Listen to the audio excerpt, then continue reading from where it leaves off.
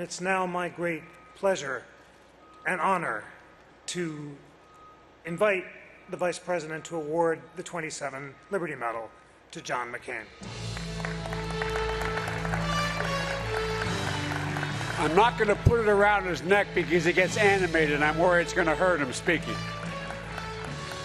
I'm going to say these words. Senator McCain, you have honorably served your country as a war hero. You have upheld the ideals of the United States Constitution as a statesman of the Senate and as a patriotic leader. And you have preserved, protected, and defended liberty at home and around the globe. For your life of sacrifice and service, it is the greatest honor for the National Constitution Center to award you the 2017 Liberty Medal.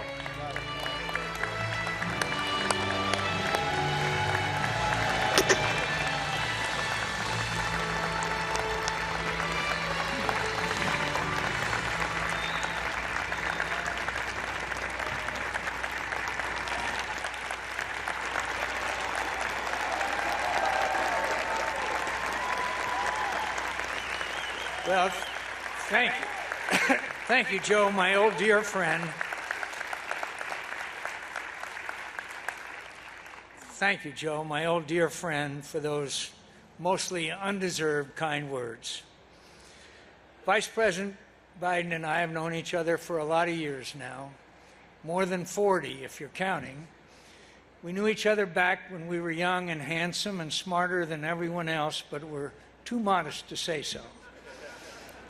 Joe was already a senator, and I was the Navy's liaison officer to the Senate. My duties included, as he mentioned earlier, escorting Senate delegations on overseas trips, and in that capacity I supervised the delegation's luggage, which could require now and again, when no one of lower rank was available for the job, that I carry someone else's bag. Once or twice, that turned out to be the young senator from Delaware. I've resented it ever since.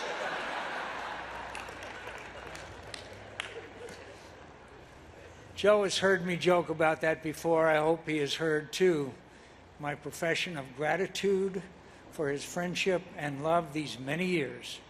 It's meant a lot to me. We served in the Senate together for over 20 years during some eventful times, as we passed from young men to the fossils who appear before you this evening. We didn't always agree on the issues. We often argued, sometimes passionately, but we believed in each other's patriotism and the sincerity of each other's convictions. We believed in the institution we were privileged to serve in. We believed in our mutual responsibility to help make the place work and to cooperate in finding solutions to our country's problems. We believed in our country and in our country's indispensability to international peace and stability and to the progress of humanity.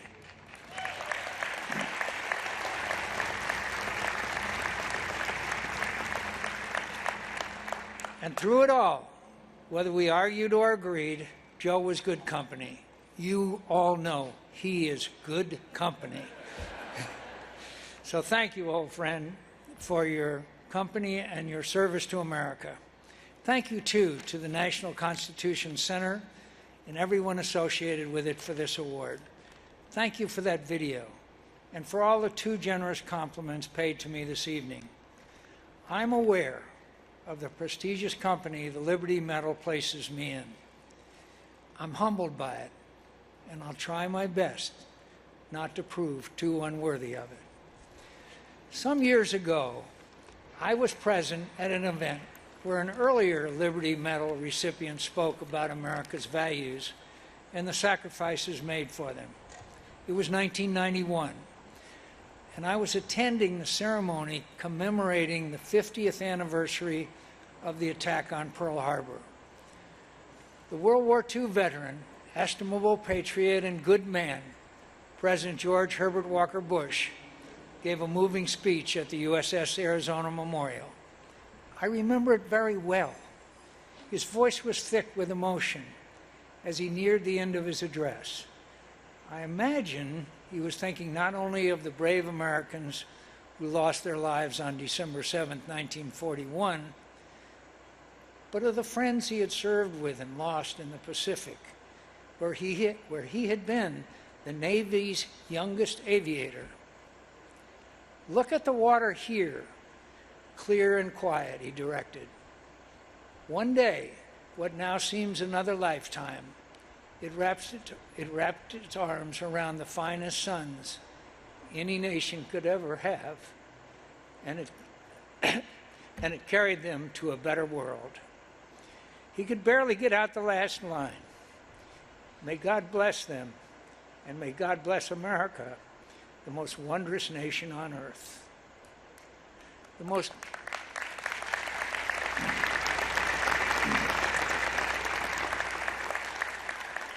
most wondrous land on earth indeed. I've had the good fortune to spend 60 years in service to this wondrous land. It's not been perfect service, to be sure, and there were probably times when the country might have benefited a little less of my help. But I've tried to deserve the privilege as best I can, and I've been repaid 1,000 times over with adventures, with good company, with the satisfaction of serving something more important than myself, of being a bit player in the extraordinary story of America, and I am so grateful.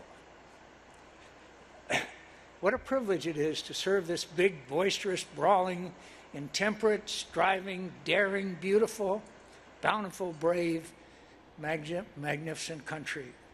With all our flaws, all our mistakes, with all the frailties of human nature, as much on display as our virtues, with all the rancor and anger of our politics, we are blessed.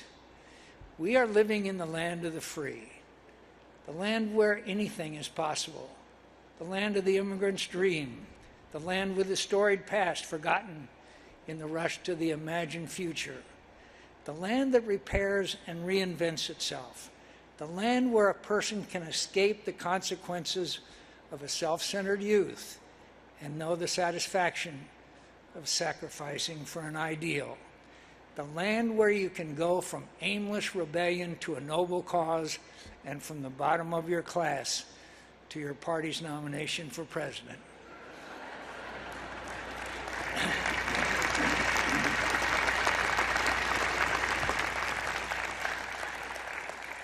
We are blessed, and we've been a blessing to humanity in turn. The international order we helped build from the ashes of World War, and that we defend to this day, has liberated more people from tyranny and poverty than ever before in history. This wondrous land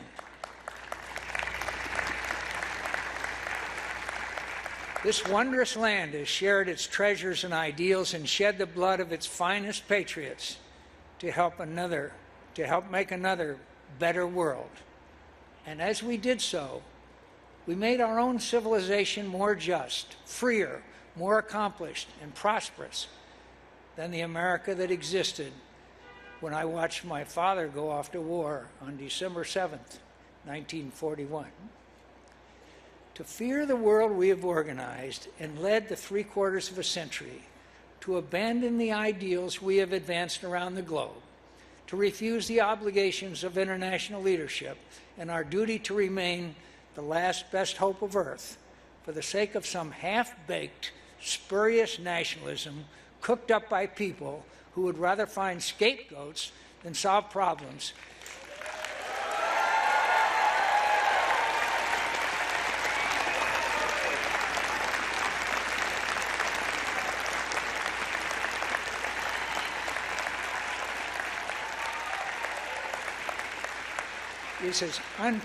Is as unpatriotic as an attachment to any other tired dogma of the past that Americans consigned to the ash heap of history.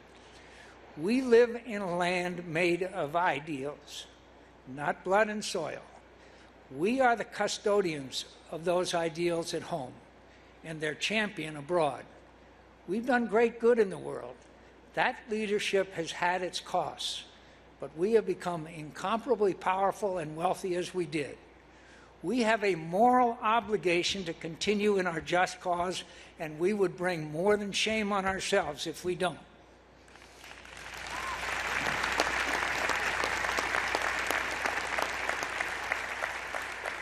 We will not thrive in a world where our leadership and ideals are absent. We wouldn't deserve to. I'm the luckiest guy on earth. I have served America's cause, the cause of our security and the security of our friends, the cause of freedom and equal justice, all my adult life. I haven't always served it well. I haven't even always appreciated what I was serving. But among the few compensations of old age is the acuity of hindsight.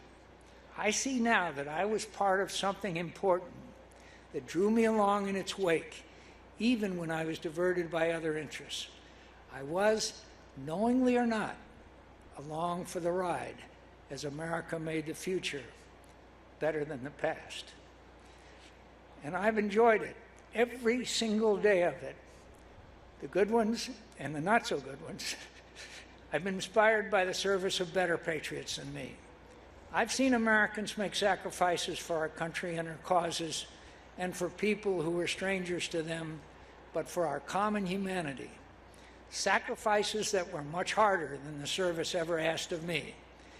And I've seen the good they've done, the lives they've freed from tyranny and injustice, the hope they encouraged, the dreams they made achievable. May God bless them. May God bless America and give us the strength and wisdom, the generosity and compassion to do our duty for this wondrous land and for the world that counts on us. With all its suffering and danger, the world still looks to the example and leadership of America to become another better place. What greater cause could anyone ever serve? Thank you again for this honor. I'll treasure it.